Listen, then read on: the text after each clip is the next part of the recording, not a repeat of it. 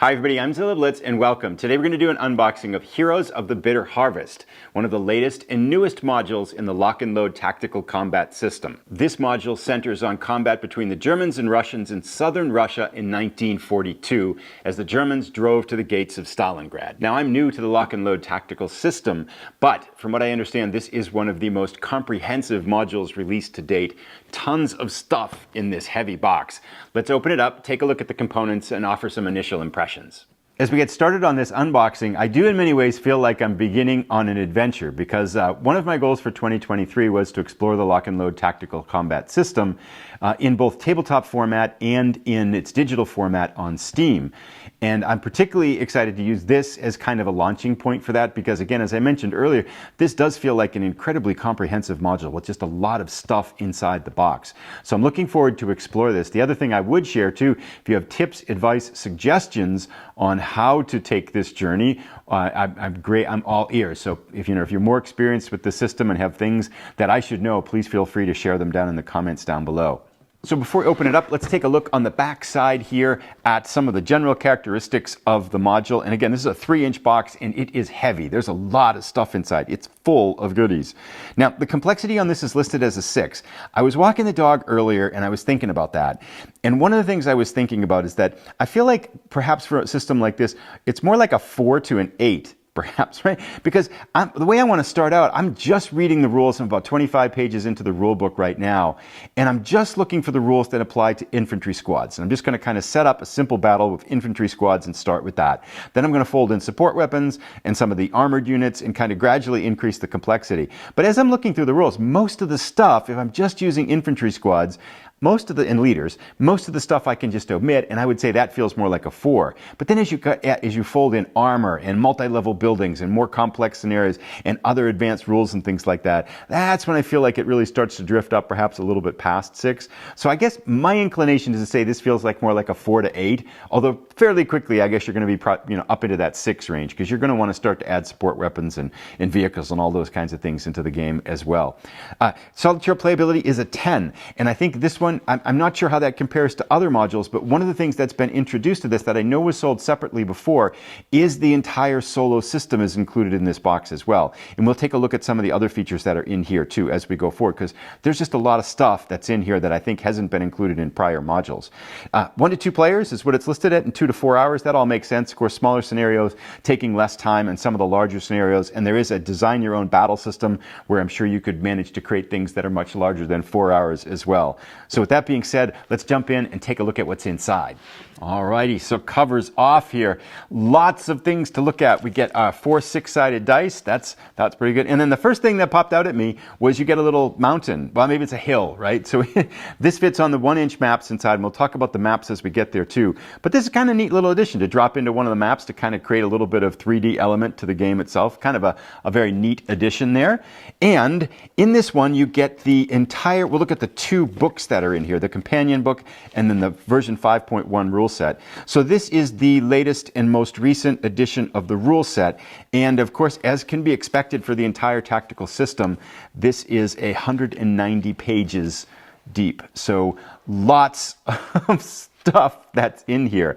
Now, that can be intimidating, but again, as I was mentioning, there's quite a bit of stuff in here. So here's a lot of your charts, and those start at page 155 or so. So these, you're not really reading. These are more references that you're going to be using. And a lot of these exist as player aids on the side, too. So you've got them in a couple of formats here. And then there's kind of some soft sell material for some of the other things in here. These are some of the other series resources that are out there that you can get. So there's a good bit of additional things that are in here.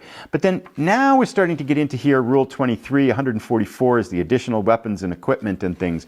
But if you go through this, a lot of this can be omitted as you're learning the system because you're kind of building up in complexity of units and things like that too.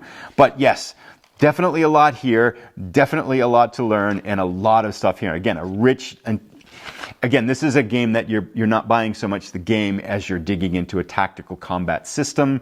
And I think when you approach something like this, what you're trying to do is to learn the system so that you can learn the rules once and then apply them to a number of modules. So you get leverage on it. If you're just learning it for one game, it's a lot of work. But if you're learning it with the realization that you can keep using these tactical rules to play so many different other modules and scenarios, then you get a little bit of a higher leverage learning experience. But yeah, very nicely designed, big print, lots of good graphics and helpful graphics and things like that. Examples of play all over the place. I'm having no real issues. And again, this is a very mature system, as we can tell by version 5.1 of the rules here. But I'm having really no issues in terms of understanding language or being confused by things.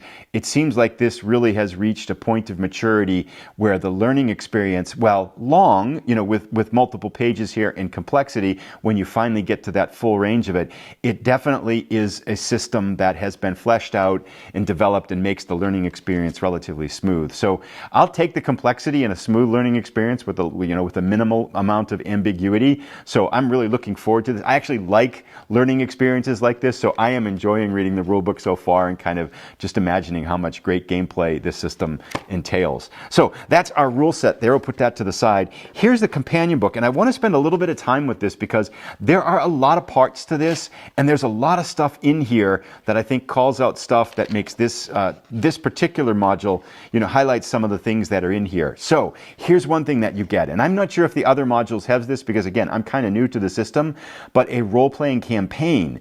So what happens with this one is you take a leader and you assign yourself to that leader, and then you play an entire campaign of 5, 6, or 8 scenarios. And I imagine you could make it longer and things like that, where you get experience points, and you're going to get your leader is going to kind of grow in abilities as it goes through the campaign, which I think that's just a really fun addition. And when you add it into this, Heroes of the Bitter Harvest Solo Assistant. So I know that there's a solo rule system that is sold separately, but this module has all of the solo system and the explanation on how to use it right here inside of it. So it's all here. You get all the cards for it. You get all the rules for it. So you don't have to get anything else. It's baked right into this game. So I think combining the role-playing series here, the kind of the solo assistant, with that system of kind of role-playing campaign, that I think would be a really fun way to play this, because I love games that have a dynamic role-playing system where what happens in one scenario carries over to the next scenario. So I think that'll be a way that I definitely will enjoy playing this, and I'm really looking forward to that. So yeah, you get the whole solo assistant in here, but that's not it. Battle Assistant version 3.0. This, I get a sense, by the way it's numbered here, is something that's perhaps included in other modules, but you do get a way. It's basically a way to generate kind of a number of scenarios, so you're not just dependent upon the scenarios that are in the book. And I haven't spent too much time looking this over yet, but it does seem very thorough, very kind of well thought out, and allows you really to kind of create an infinite number of scenarios to do whatever you'd like with the game. And as we see by how many units are in there, and then if you get the expansion, there's just a ton of possibility if you have a creative mindset to make additional scenarios. Now we come to the last part of this module here too, which is the scenarios themselves. I think there are 12 in here, I want to say, and some of them of variable length and size and maps and components and units and complexity and things like that. And there is a point in the rulebook where it kind of tells you which ones to start with if you're new to the system. But yeah, just a lot of real goodness in here. So I think combine these scenarios, which of course have been play tested and thought out, with that battle assistant system, with the role-playing campaign, with the solo assistant, you can see that, to me, this feels like a kind of another one of the lock and load games that's being produced recently, where they're putting everything in it. It's all here. And the depth of these kind of systems that I've looked at lately just feels really impressive.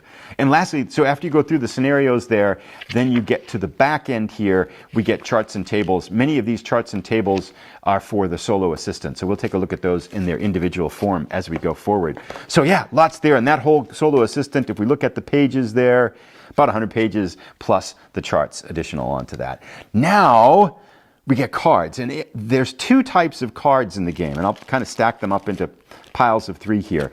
There's data cards, and then there's solo assistant cards. Now I've opened these up and kind of thumbed through them, and I'll show some pictures and close-ups of them. But let's start basically with the solo assistant ones.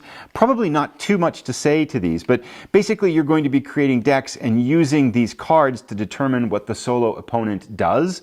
And they look fairly simple, comprehensive. There are a lot of them here, those 33 of them here. So we go through them there, and they kind of create specific orders and events and things like that for the artificial opponent there. There are a couple here too that I do want to call people's attention to because they strike me as kind of neat twists on the system, and maybe people that are familiar with it know this too.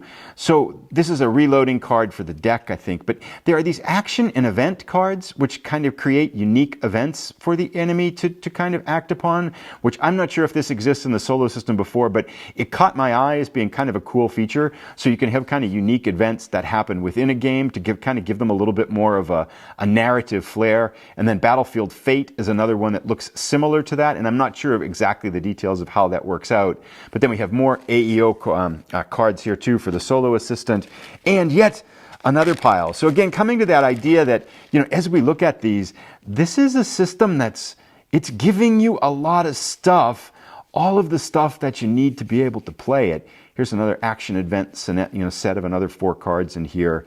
So just lots of stuff in here to kind of add narrative and enjoyment to the gameplay system. So this big stack of cards here, if we look at that, there's a lot there. That's everything that goes with the solo assistant mode. Now, if I'm not mistaken, I thought I read somewhere in the rules that data cards are new to this module, that they haven't been included in prior modules. And basically, so this is one for your role-playing leader and things like that, if you're going to use it there. These are the skill cards, so I think there's been a couple of new skills added to the game. There were 10 and now there's 12 or something like that. And I'm not sure quite how these work, except they look like they give your leaders, armor leaders or regular leaders, particular abilities to kind of make them a little bit more unique than the generic leaders that you'd have in the game. So really nice touch there. But what I want to call attention to more so than those are these data cards. And I'll put the kind of individual shots of a couple of these off to the left. But in particular for vehicles, these strike me as being really helpful because they basically kind of contain a lot of the data and information about a particular counter on one little handy reference card that you can, I could see you could have your scenario set up and you could have these cards off to the side. They're all single-sided, basically with a data card on the other side.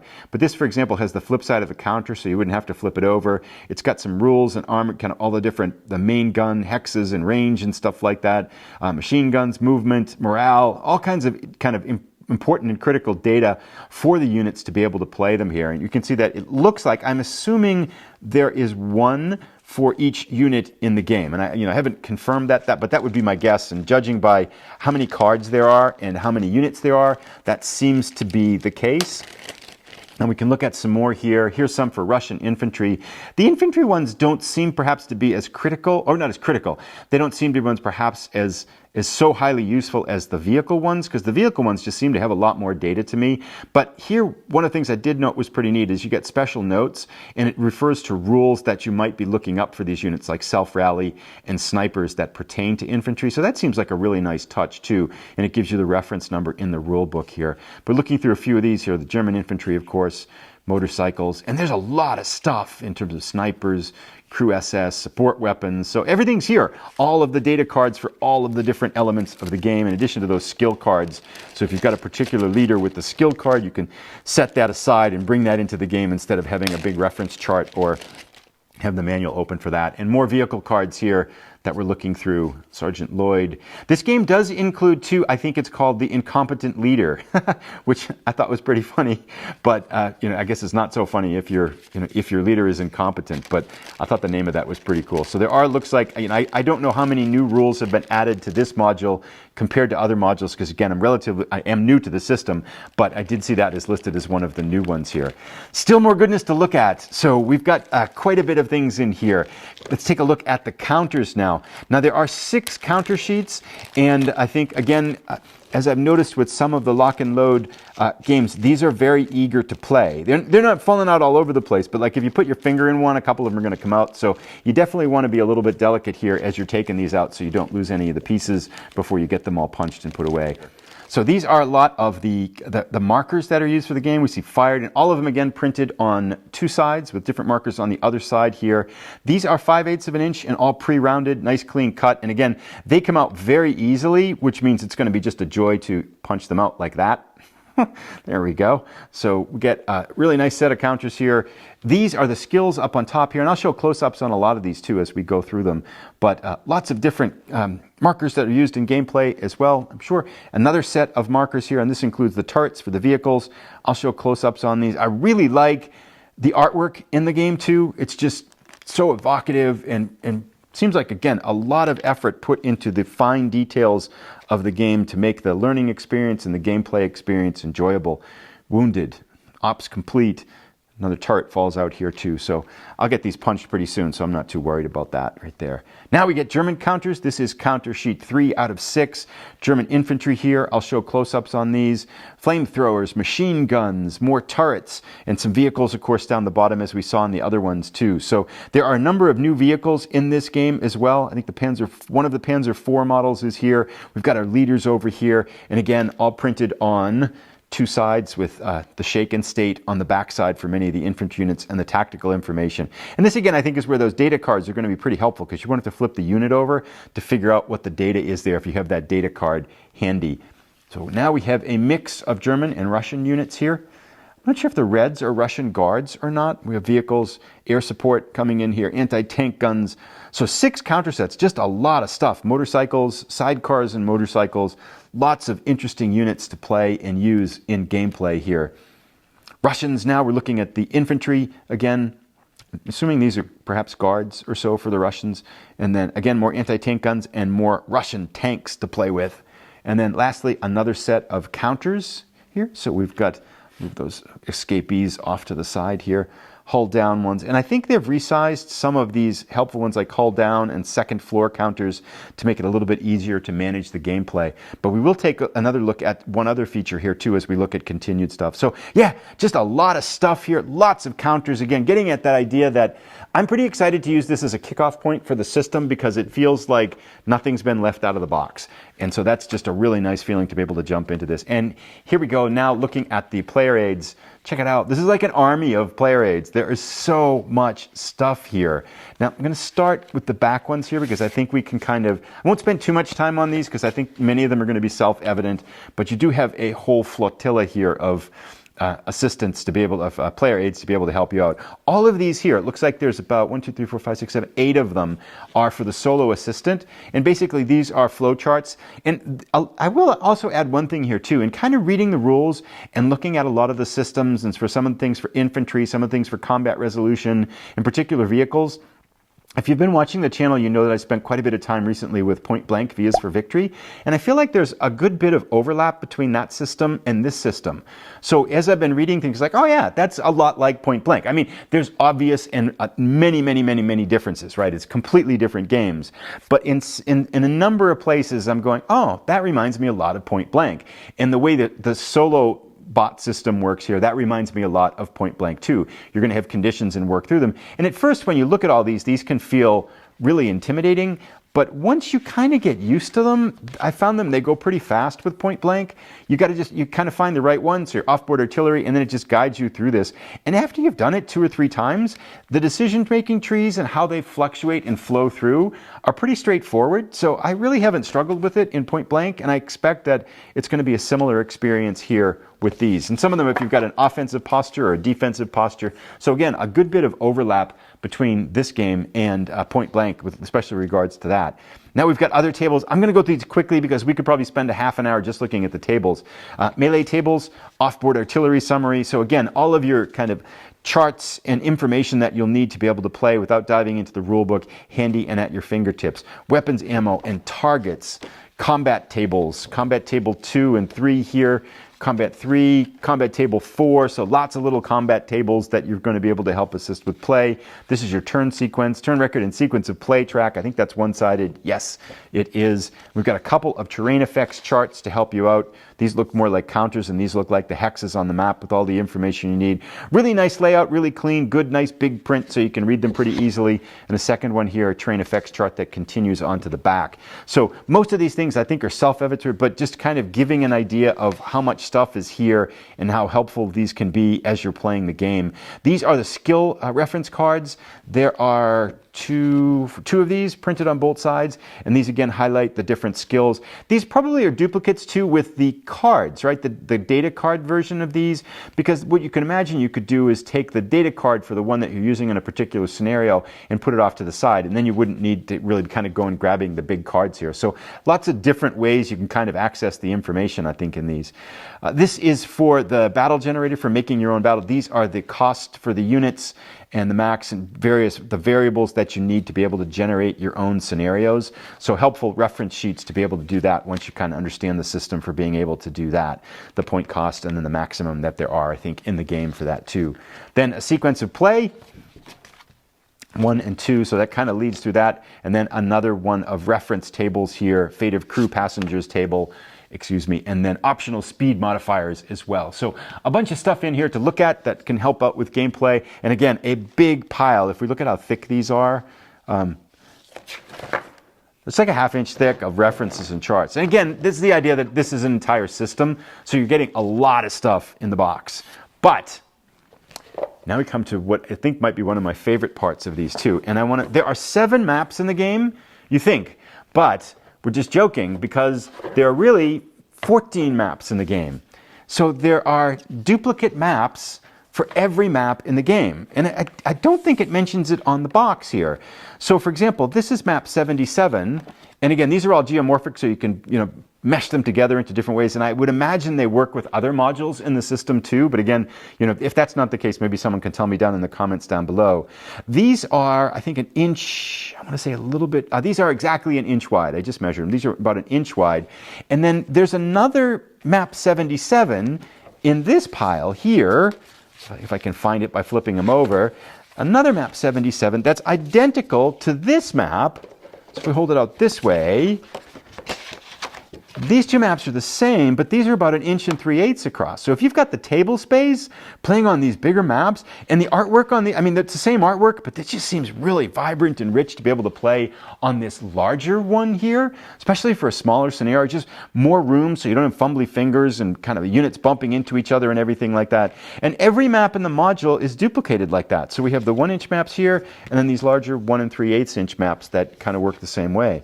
And we'll kind of look through, I'm going to show some of these larger ones now, because it looks like they fit rather well on the camera here too. So we'll take a look at some of these bigger ones to look at. Here's one that's got all woods, great variety of terrain and everything. So I can imagine people just kind of building a lot of fun stuff with scenarios. Here's an urban one with some kind of a factory element here.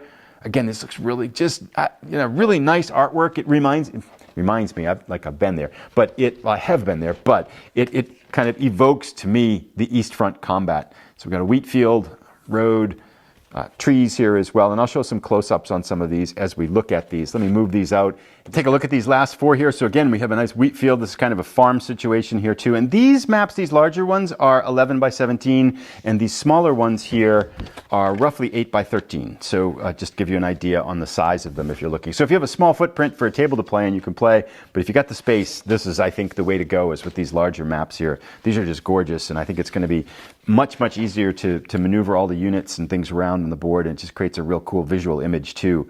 Another factory urban environment. I want to butt this together with the other urban one as well, create a larger urban setting here too. And I know the expansion, Enemy at the Gates, also adds more urban environments too, which is pretty neat.